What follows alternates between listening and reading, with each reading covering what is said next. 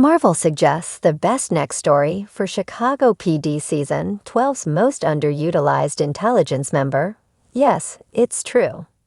It might sound strange, but Chicago PD would be wise to reference Marvel when building one character's arc in Season 13. The NBC police procedural series revolves around the detectives, police officers, and other law enforcement workers who comprise the intelligence unit in the Chicago Police Department. Some Chicago PD characters have been around since the beginning, while others have joined later on in the show. Whatever the case, they are all important to the story, even if some aren't treated as such.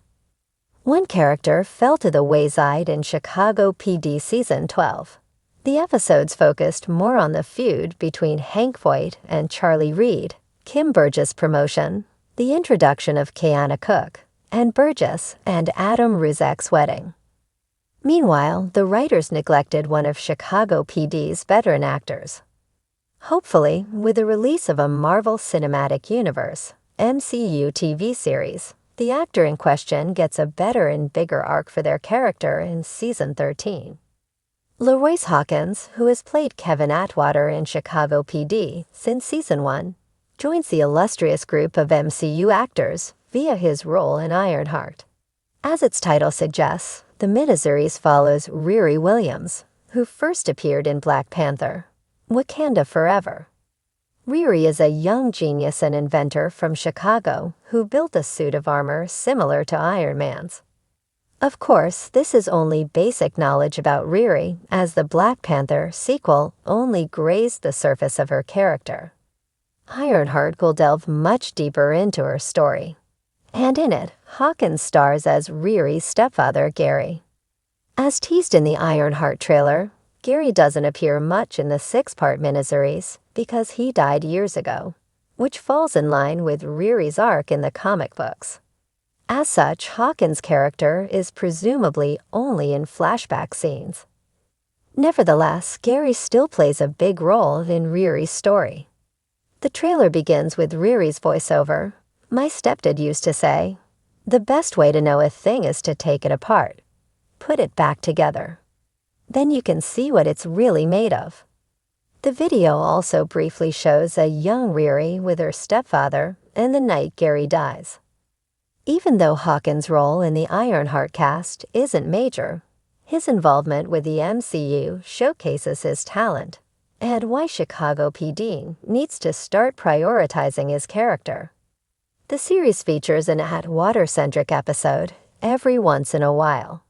However, Chicago PD also needs to give him overarching, consistent, and intriguing stories.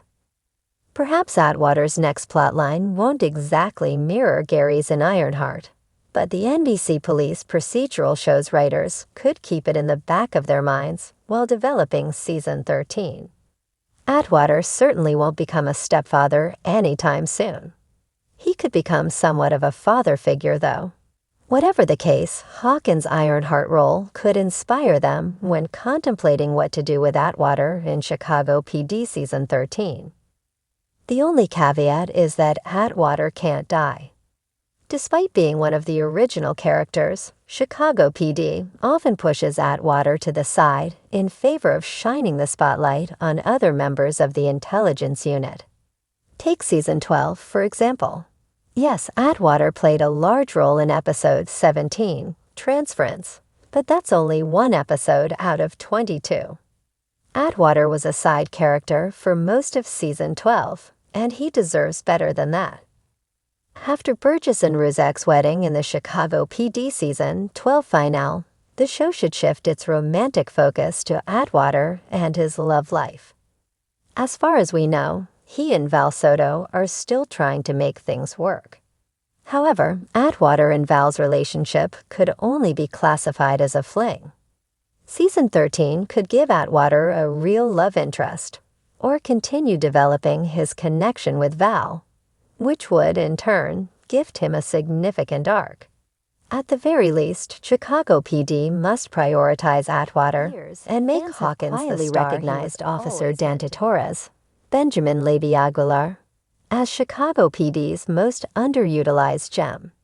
a character rich with potential, but frequently kept in the background while heavyweights like Voight, Atwater, and Burgess carry the dramatic load.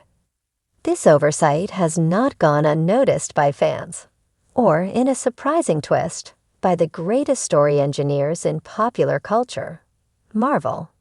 That's right, the comic book masterminds, who know a thing or two about character journeys, were challenged to come up with a perfect future story arc to put Taurus center stage in a way we've never seen before. Using their expertise in character development, high-stakes conflict, and dramatic transformation, the team at Marvel hopped into their writer's room and pitched a story arc for Officer Taurus, a story designed to maximize his potential, resolve lingering questions about his past, and take him on a wild ride akin to a comic book hero's journey, all while staying true to the grounded, gritty world of Chicago PD. The arc title, 12’s, Fall of a Guardian, Rise of a Leader. Picture this. Dante Torres, the young, passionate cop who clawed his way up from the streets, finds himself stranded at a crossroads. His ability to connect with the community, to navigate the dangerous borders between gangs and police, is exactly what makes him a valuable asset. But it also makes him vulnerable to temptation, revenge, and doubts about his own future. Meanwhile, a conspiracy brews beneath the surface. A conspiracy tying back to a powerful crime syndicate with roots in the very neighborhood where Torres grew up. The suspects aren't faceless kingpins. They're people Torres knows. People from his past, from a life he thought he'd left behind. This isn't a simple drug bust or a routine homicide. This is a story about loyalty, about choosing between justice and the people you care about. It's a showdown that will test Torres' soul and resolve, much in the way a comic book hero finds himself battling his greatest nemesis, often a former friend or a piece of his own past. Why it works. A Marvel approach. Here's where the comic book expertise comes in. Marvel stories are character-centric. The villains reflect something about the hero. That's exactly the angle here. The conspiracy threatening Torres traces back to someone from his past. His foster brother, George Rivera, a charming, manipulative kingpin who fell into crime just as Torres fell into a badge. George isn't a monster, he's a mirror. He shows us who Torres might have become under different choices.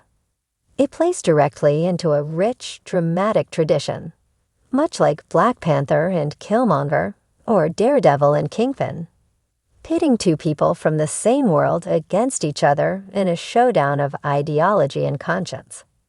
Rising Stakes, a multi-episode arc. The story unfolds over a dramatic, multi-episode arc. Episode 1.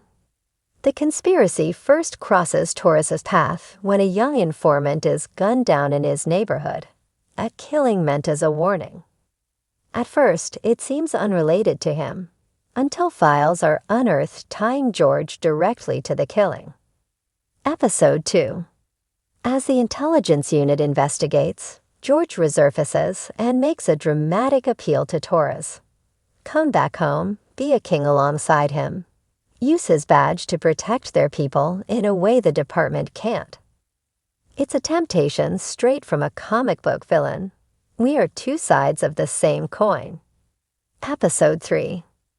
Things spiral when George orchestrates a dramatic attack, not against civilians, but against a police convoy, framing it in a way that makes it look like Torres might be complicit. His loyalty comes under suspicion. The department starts to question if Torres has crossed a moral line. Suddenly, his badge, his future, his whole career hangs by a thread. Emotional core, a hero's inner conflict. This isn't just about a conspiracy. It's about Torres battling himself. He must confront questions about his own worth, his ability to do the job, and his temptation to resolve the crisis in a way that disregards the very laws and codes he swore to serve. This internal conflict, Choosing justice over loyalty, service over revenge, is the dramatic beating heart of the story. It plays to all the comic book themes we love: the temptation of power, the power of choice, and the ability to redeem oneself. The turning point, Tora's transformation. In a dramatic showdown, a showdown akin to Batman meeting the Joker or Black Panther battling Killmonger, Torres finds himself face to face with George in the abandoned warehouse where their two paths diverge. George offers him a chance to destroy the department from within, to become Kingpin alongside him. But Torres rejects it.